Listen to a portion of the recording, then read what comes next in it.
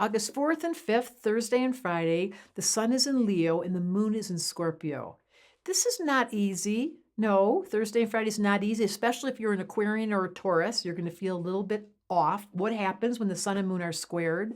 So Leo's the part in all of us that just wants nothing more than life force. They don't really get a choice. Let's just say that Leos get accused of taking up too much space or being too loud or being too self-centered. It's just the quality of their life force is impulsive and reactive, and it's strong. And then the moon in Scorpio squaring it goes, you will not stand up and you will not stand out. So if you were someone that was born with this influence, a Scorpio and a Leo, you would feel internally, it's a psychological pattern, like, I don't think it's okay for me to be that out there, said the Scorpio. And the Leo's like, "Ugh, can you find the off button? Because I can't control this." So there's internal dialogue. Now we're going to add to that on the 4th, Mercury's in Virgo.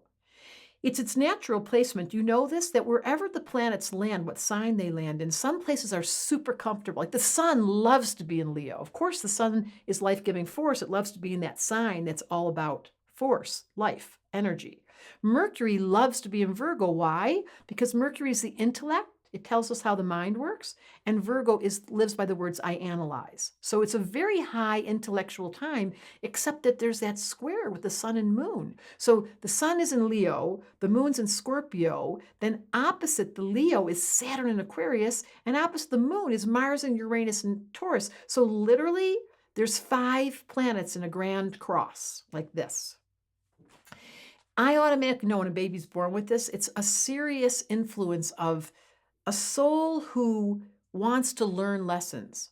You cannot have 4 planets all 90-degree angles and not have tension in your life. It's not a bad thing. People come to see an astrologer and they go, oh, look at my chart, I've got a grand cross. You know what it tells me?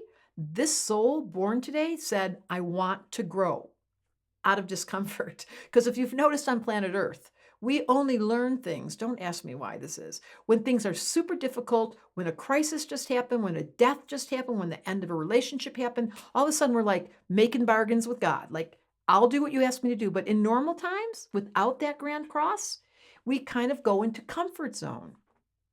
So there is a mystic rectangle in the heavens, which is 4 planets not in the grand trine, not in the T-square or the grand cross, but actually all in harmony. So we have in Earth, we have Pluto's in Capricorn, the moon is complementing it in Scorpio, Mars and Uranus are in Taurus, and Venus is in Cancer. So there's all earth and water. The short answer, let me make that simple.